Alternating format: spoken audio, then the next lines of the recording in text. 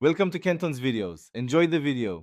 You start by confirming the listing ID and related SKU so you don't edit the wrong item.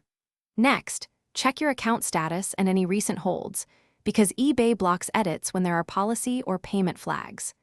Open the listing editor and have the browser console ready to catch JavaScript errors.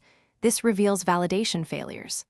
Once done, save a screenshot of the current listing and any console messages, and make one small change to trigger a fresh validation pass.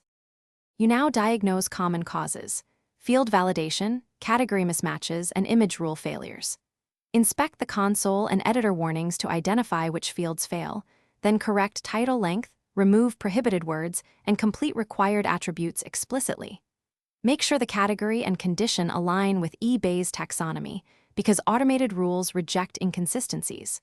For images, ensure correct file size and format, and re-upload to eBay. Once each change is applied, you finish by saving the corrected listing, publishing, or relisting, and then verifying the item is visible and searchable.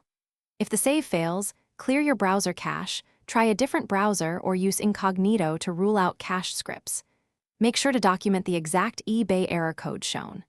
If issues persist, contact eBay support with the listing ID, screenshots, and error code so they can remove platform blocks. This step resolves server-side or account-level problems quickly.